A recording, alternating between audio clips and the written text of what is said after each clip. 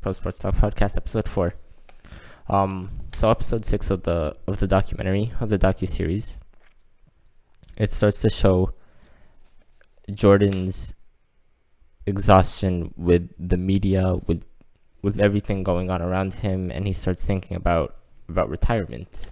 We see him contemplate it, want to leave, and at the same time, the media was starting to write all these stories about Jordan's gambling problems, and all that. As a way it was sort of like finding a flaw in a perfect human being at that time, and a flawless human, right? So they were talking about this, and it became this huge story about his gambling and how he was gambling before a playoff game or something, all this stuff.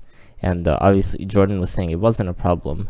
Looking back at it, as he was being interviewed in the documentary, he was saying the problem, his obsession wasn't gambling, it was competition, because he could stop gambling at any time, but he had to compete in something, and gambling was just a way for him to do that. And so he always denied that it was a problem, and it really wasn't.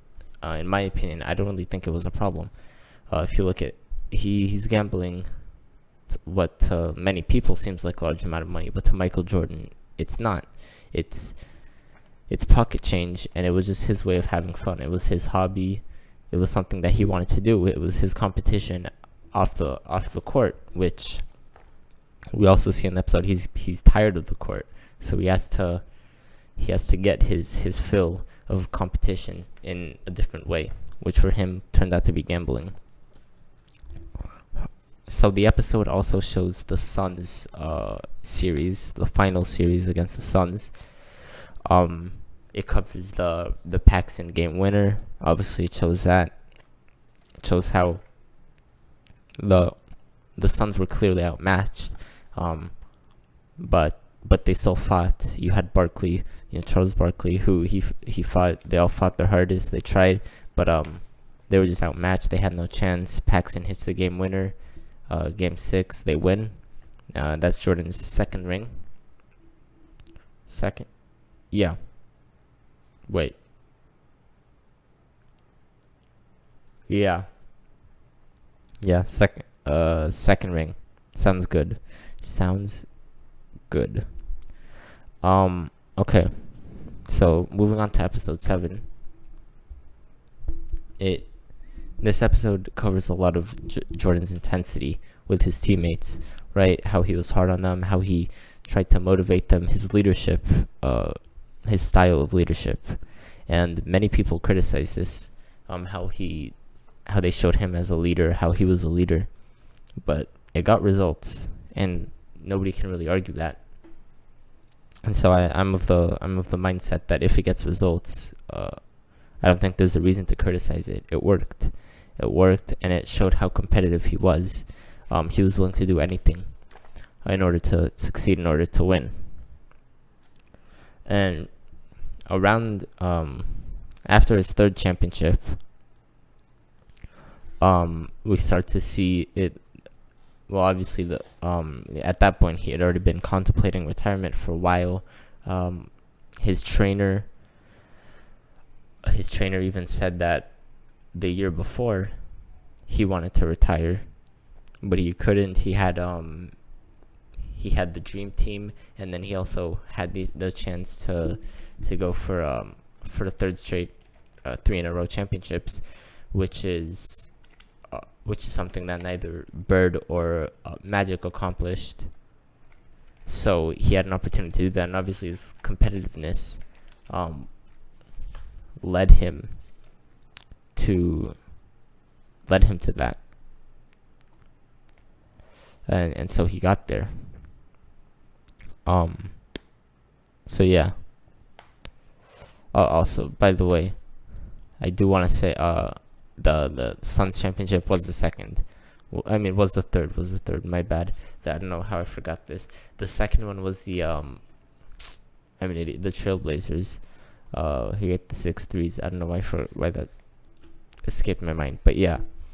And so around this time after the Sun series, they then go the show, or the documentary shows, covers the death of Jordan's dad and how it really affected him. You could see how shaken he was from this, and he retired. He left the NBA. Obviously, there are these conspiracy theories, these theories that he was suspended for 18 months, but they didn't want to make it seem like he was suspended, so they told him to retire and go do something else for those 18 months. But there's no evidence to back that up. It's been denied countless times, and I just don't think it's true. So I just think it's the result of all this. He just wanted to retire, and he did. He did what he wanted to do. And so the show then covers his time in baseball, obviously, which is a very interesting period. He was in the White Sox, but minor league, the Double-A affiliate of the White Sox, right? And how he was this big star for a minor league team that brought fans and everything, and it just so many people wanted to come watch this guy play baseball, right? Because of how big of a star he was. There was even talk that people, and obviously he never made it to the major leagues. He didn't play long enough, but I don't doubt that he would have. I don't, and that's what also a lot of people said, including the people in baseball. They were talking about how if he had stayed long enough, he would have improved to the point where he could have been serviceable in the major leagues, and also the attraction of Michael Jordan and the ticket sales that it would have provided, the revenue and all that would have been enough for the White Sox to call him up. So that was sort of the idea of the Jordan baseball time era, essentially. And then while he was playing baseball, the documentary also showed how the Bulls were doing without him. And the main part of this was obviously the playoff series against the Knicks, and Game 3, the pivotal moment, and it was showing how it was a shot to win the game, and Phil Jackson drew it up for Tony Kukoc to take the shot, and Scottie Pippen disagreed with it, and he decided to not play, to not go in the game for that possession, for that play, and this drew a lot of backlash, and even worse for Scottie, I guess you could say that. Kukoc made the shot, so Phil was right in trying it up for Kukoc, and Scottie didn't like it, and he said even afterwards when he was being interviewed that he would have done the same thing, which was not a good look for Scottie Pippen. He did not look very good in the documentary, and that's his fault, to be honest. So that was episode 7. Moving on to episode 8. It covers a lot of how Jordan, how competitive he was, and how if you said something to him, he'd take a mental note, he'd write it down in his head, and it'd come back to bite you. Basically, every time anyone said something to Jordan, they regretted it. And so it shows B.J. Armstrong, who was his teammate, but then on the Hornets, he talked trash to him after he returned from retirement in one of his earlier games. Armstrong hit a game winner in Game 2 of the playoffs, and he was talking to him, talking trash to him about it. But then Jordan let him have it the rest of the game. He dominated him the rest of the game, obviously. And then it also talks about LeBradford Smith, which was unfortunate for LeBradford. It shows how MJ made up in his head that LeBradford Smith said "nice game, MJ" after a game, but he never did. And Jordan, the next day they had a back-to-back against the team, and he dropped I think like 37 in the first half, 36, something like that in the first half on LeBradford Smith. So that's unfortunate for him. And then it covers the Bulls Sonics final, and another example of Jordan's pettiness, I guess. but not really. His competitiveness was how he was at a restaurant and George Karl was also there, the then coach of the Sonics. And George Karl ignored Jordan, and Jordan was offended by this, and he said it was after that. Obviously, when he was being interviewed for the documentary, he said after that happened, it was over. And then it showed how Jordan was dominating them until the Sonics put Gary Payton on him, and then he was able to put the glove. Obviously, great defender, and Jordan, in the interviews after, he was saying how Gary Payton didn't really do anything, and that he didn't impact him, or he wasn't scared of Gary Payton, obviously. And the Bulls won that series, Jordan's fourth championship, and yeah. And then it showed the Steve Kerr, the Jordan fight. Just quickly covered it, how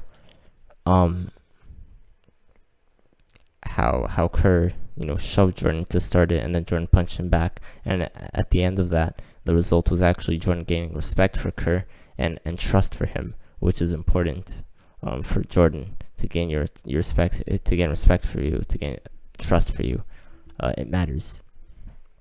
And then moving on to episode 9, we see the Pacers Bulls conference finals. Reggie Miller talking trash to MJ as a rookie, right? He was telling the story about how MJ said, don't ever talk trash to Black Jesus.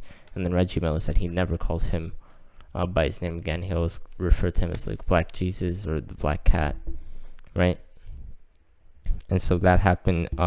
It was a physical series, back and forth, and the Bulls obviously won. And then it goes back in time to the 5th championship, the previous year, and it covers the flu game and how it wasn't actually a flu game; it was a food poisoning game. How Jordan had a pizza delivered to his room the night before, and there are all these theories about, the guy's poisoned it, all this and that. How many people showed up to the room. Tim Grover, his trainer, said 5. All that. Jordan was the only one who ate from the pizza, right? And then afterward, he felt sick, and this was the food poisoning. The guy who actually made the pizza just came out recently and said that he was a huge Jordan fan. He is a huge Jordan fan. His son is named after him, and all that. And he didn't poison the pizza at all. And that there weren't 5 people, just him and someone else, because he usually doesn't do deliveries alone since he owned the Pizza Hut. And that's what he said. And so I think I believe the story from Jordan's camp regarding the pizza being delivered and all that, and him being sick by the pizza. I don't think it was intentional or anything like that though. So yeah. And then obviously it talks about the rest of the 97 finals, Jazz Bulls. The Bulls obviously pulled it out and all that. They succeeded. And it also started to show, it hinted at Jordan's dislike for Brian Russell, right? Which will obviously come into play later in episode 10 in the 6th championship. And so Brian Russell called Jordan a quitter back when he retired. And Jordan never forgot this. And so he always did. He wasn't a big fan of Brian Russell. And then an interesting part of episode 8 was actually the Steve Kerr aspect of it, about his backstory, about how he wasn't the most talented, but he worked the hardest, and how after his father's death, obviously he dove even deeper into basketball, and how he always wanted to be in the right position. How he looked up to guys like John Paxson, who hit a game winner, who was a role player, but he did what he had to do when he needed to do it, and that's what Kerr strived to be, which I thought was very interesting and a great lesson, I guess.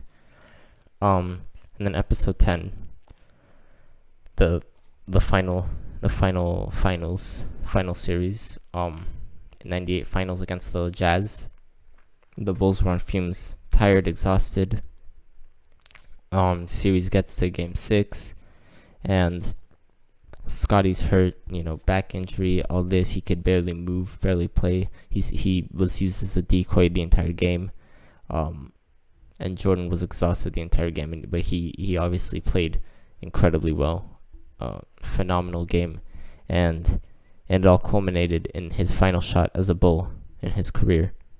He drives right, crosses over, was not a push off. He did not push Brian Russell. He just tapped him, and Brian Russell's momentum threw him to the ground. So Jordan crosses over, and he rises up and he nails the shot. He holds the pose. Game over. Except it wasn't game over at that point. There was still about 6 seconds left, and Jordan had to go in for a defensive possession. That he was exhausted, couldn't move, could barely move. But they did it. They succeeded. They won. So that's 6 rings, second three-peat. And then it shows the aftermath and how Reinsdorf offered Phil Jackson to come back after the season for another year. And Phil said no. Now, Reinsdorf did say it would be on a rebuilding team, but I think there's a very interesting aspect. And then also how Jordan said he would go on for another season to win ring number 7, which he thought was attainable, and I do too. I think they would have at least gone to the finals, competed against the Spurs, and I think, but I do think though that the fact that it was ended, the fact that this season was the focus of this documentary, that it could be a focus because of how it ended, because of the mystery behind it. I think it's very interesting, and it elevates the mystery behind it, right? The mystery behind the legacy of Michael Jordan. And that was The Last Dance. It was a great documentary, very much needed right now at this time, and I'm just glad that we got it.